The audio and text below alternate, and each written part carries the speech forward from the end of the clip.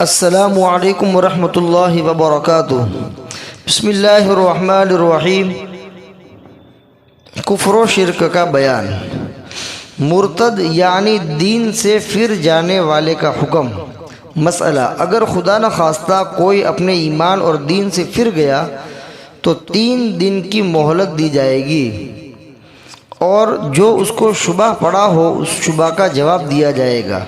اگر اتنی مدت میں مسلمان ہو گیا تو خیر، نہیں تو اس کو قتل کر دیا جائے گا۔ اور عورت دین سے پھر جائے تو اسے ہمیشہ کے لیے قید کر دیا جائے گا جب تک توبہ نہ کرے۔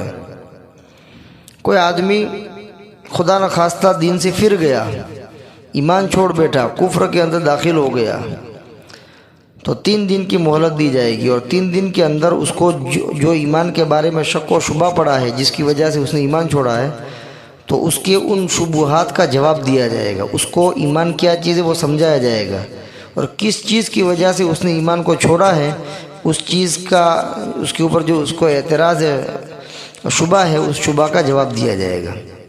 اگر 3 دن تک اس کو سمجھاتے رہے، اس کی تمام باتوں، اس کے شبہات کو دور کرتے رہے، اس کے سوالات کا جواب دیتے رہے، پھر بھی اس کو سمجھ میں نہیں آیا، تو پھر اس کو قتل کر دیا جائے گا۔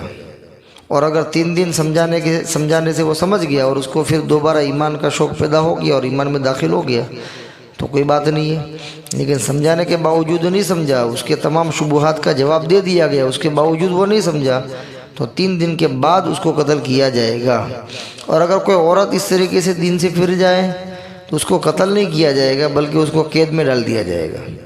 اس کو بھی 3 دن تک سمجھائیں گے، سمجھ جائے تو ٹھیک ہے، نہیں سمجھتی ہے تو عورت کو قتل نہیں کیا جائے گا، بلکہ عورت کو قید خانے میں ڈال دیا جائے گا۔ جب تک وہ توبہ نہ کرے وہاں تک وہ قید میں رہے گی۔ ہاں، اگر قید میں جانے کے بعد اس کو احساس ہو گیا اور توبہ کر لی تو کوئی بات نہیں۔ مسئلہ: جب کسی نے کفر کا کلمہ زبان سے نکالا تو ایمان جاتا رہا، اور جتنی نیکیاں اور عبادت اس نے کی تھی سب اکارت گئی، نکاح ٹوٹ گیا۔ اگر فرض حج کر چکا ہے تو وہ بھی ٹوٹ گیا۔ اب اگر توبہ کر کے پھر مسلمان ہوا تو اپنا نکاح پھر سے پڑھوائے اور پھر دوسرا حج کرے۔ درس بہشت زیور مردوں کے لیے صفحہ 428۔ بحوالہ اپنے ایمان و اعمال کی حفاظت کیجیے، صفحہ 114۔ جب ایک آدمی ایمان سے نکل گیا،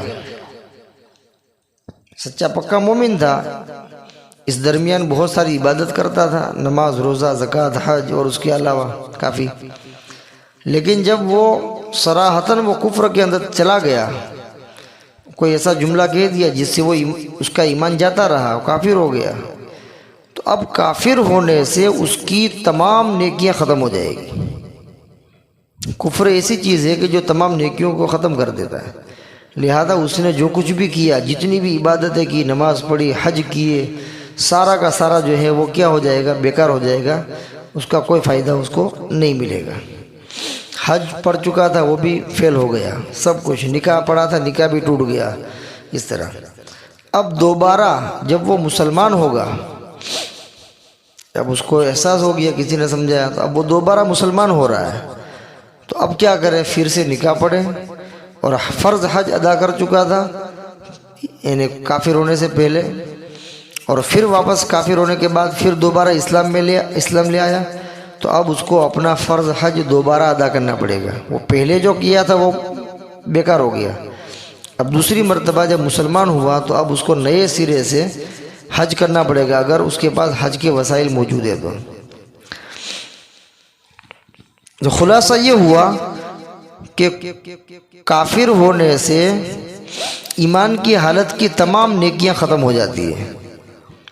اب اس کفر کے بعد پھر جب دوبارہ مسلمان ہوگا تو اس کو تمام جو ہے نئے سرے سے کرنا پڑے گا، اس طرح اب وہ پہلے والا شمار نہیں ہوگا۔ اللہ تبارک و تعالی تمام مسلمانوں کی ایمان، جان، مال، آبرو، عزت کی اور اعمال صالحہ کی حفاظت فرمائے، اور کلمات کفر و شرک سے پوری حفاظت فرمائے۔ وما علینا الا البلاغ۔ السلام علیکم ورحمۃ اللہ وبرکاتہ۔